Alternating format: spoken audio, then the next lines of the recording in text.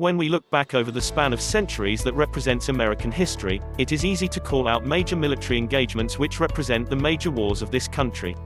From World War II to the Civil War to Korea to World War I, America has been involved in many military engagements and emerged victorious in all but a few of them. But one of the strangest, longest-lasting wars that America has entered into was the one that was called the Cold War. For many Americans living today, the Cold War was a fact of life for decades. The reason it was a Cold War was that there was no battlefield, no armies on deployment, no body counts and no major engagements to report. Instead, it was a long period of silent animosity between the United States and the Soviet Union that lasted from the end of World War II up to the early 1990s. The strange thing was that the Cold War grew out of our relationship with the Soviet Union during World War II, which was a relationship of friendship. But the seeds of the conflict were in place at the end of that horrible war. With the presence of nuclear technology, the concept of a superpower was born.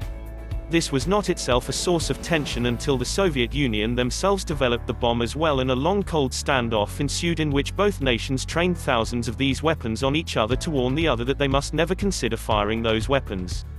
It was a staring contest that lasted almost 50 years and created a tremendous drain on both economies. Both countries had to maintain parity of their nuclear weapons, so neither country got more than the other, thus throwing of the balance of power and giving one combatant an unfair advantage.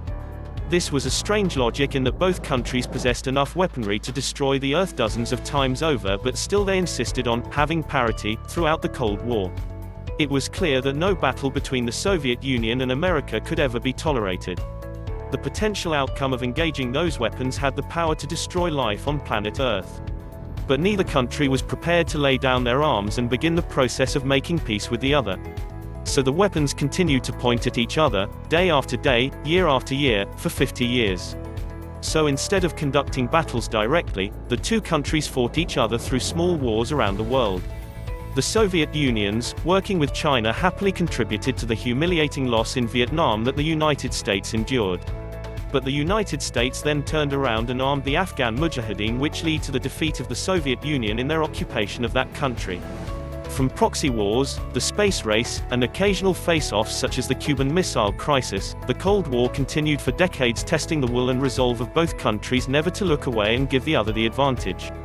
Finally, the pressure on the economies of the two countries took its toll in the early 1990s, particularly in the Soviet Union, as the stress of sustaining such an expensive and unproductive war forced the Soviet economy into collapse and the empire broke up.